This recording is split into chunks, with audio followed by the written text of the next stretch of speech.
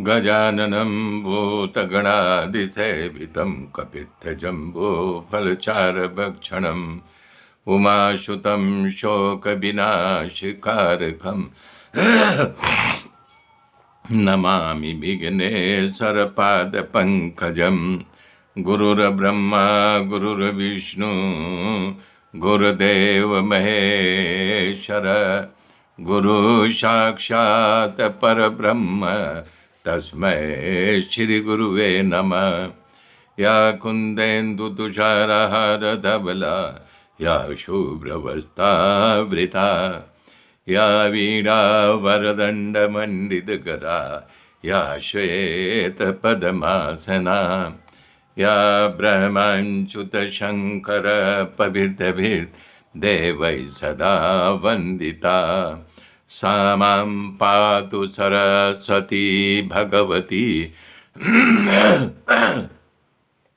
निःशेष जाड्यापहा। हरि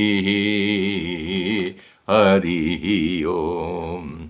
मेरे मित्रों, मैंने कल बताया था कि 10 वृद्ध सृष्टि ब्रह्मा जी ने किया था, जिससे नाम बताया था सर्ग, विसर्ग, स्थान, पोषण, ऊति, मनवंतर, ईशा का, कथा, निरोध, मुक्ति और आश्रय।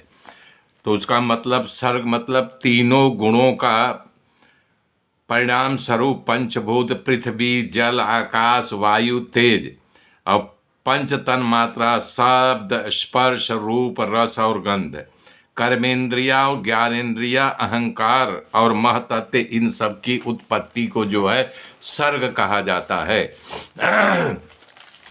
दूसरा बता रहे हैं कि विसर्ग, विराट पुरुष में ब्रह्मा की उत्पत्ति हुई। ब्रह्मा द्वारा स्थावर, जंगम और चराचर जीव का निर्माण हुआ। स्थान, प्रतिपल घटने बढ़ने से सृष्टि और सर्जन के किए हुए प्राणियों का स्थावर जंगल का पालन पोषण करना, उसकी मर्यादा की रक्षा करना, उसको स्थान कहते हैं। इसके बाद नंबर आता है पोषण। पोषण खुद के द्वारा रचना, स्वयं के द्वारा रक्षा करके सृष्टि में अपने भक्तों पर जो कृपा करते हैं उसे पोषण कहते हैं। उति, जीव अनेक प्रकार का कर्म करते हैं। वासना से प्रथम भाव से किया हुआ कर्म जो जीव को कर्म बंधन में फंसना पड़े उसे उति कर्म कहते हैं। मनवंतर, भगवान के श्रेष्ठ भक्तों और मनवंतर के अधिपतियों अर्जन के किए हुए प्राणियों का स्थावर जंगल का पालन पोषण करना, उसकी मर्यादा की रक्षा करना, उसको स्थान कहते हैं। इसके बाद नंबर आता है पोषण। पोषण खुद के द्वारा रचना, स्वयं के द्वारा रक्षा करके सृष्टि में अपने भक्तों पर जो कृपा करते हैं उसे पोषण कहते हैं। उति, जीव अनेक प्रकार का कर्म करते हैं। वासना से प्रथम भाव से किया हुआ कर्म जो जीव को कर्म बंधन में फंसना पड़े उसे उति कर्म कहते हैं। मनवंतर, भगवान के श्रेष्ठ भक्तों और मनवंतर के अधिपतियों जो भगवत भक्ति करे और अपने प्रजा का निष्ठा से पालन करे, भगवत भक्ति करके निष्ठा से प्रजा का पालन करे, और शुद्ध आचरण करे धर्म का, तो उसे मनवंतर होता है। इसके बाद आता है 7वां ईशा का कथा, मतलब भगवान के अनेक अवतारों और पराक्रम की चर्चा और उसके द्वारा की गई अनेक लीलाओं की चर्चा, उनके भक्तों पर परम भागवत पुरुषों के चरित्र का वर्णन करना, उसे ईशा की कथा कहते हैं।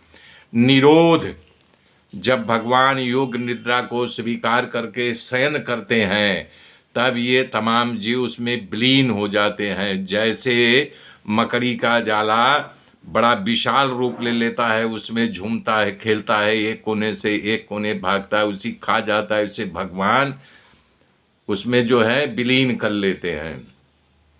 इसके बाद आता है मुक्ति। अज्ञान वश मैं करता हूँ, इस अनाथ भाव को छोड़ करके स्वयं जो वास्तविक रूप से परमात्मा में स्थित हो उसे मुक्ति कहते हैं। मुक्ति मतलब जब तुम अपने आत्म तत्व को पहचान लोगे तो तुम्हारी मुक्ति हो जाएगी, पुनः तुमको जो है शरीर नहीं धारण करने पड़ेगा। आश्रय, जिससे इस चराचर जगत का और संसार का, इस जगत का सर्जन होता है और विसर्जन भी होता है। उत्पत्ति लय की क्रिया प्रकाशित हो, परमात्मा का एक ही आश्रय है। परमात्मा भी लय करते हैं और परमात्मा प्रकट भी करते हैं। सुखदेव जी कह रहे हैं, जब ब्रह्मांड रूप अंडा फोड़ करके पुरुष प्रकट हुआ, तब उसे रहने के लिए स्थान ढूंढने लगा। तो वो जल में शयन किए थे। विचार आने पर उन्होंने जल पैदा किया। जल को विराट नर के रूप में भी उत्पन्न हुआ, इसलिए नार कहा जाता है। 1000 वर्ष तक जल में निवास किया था।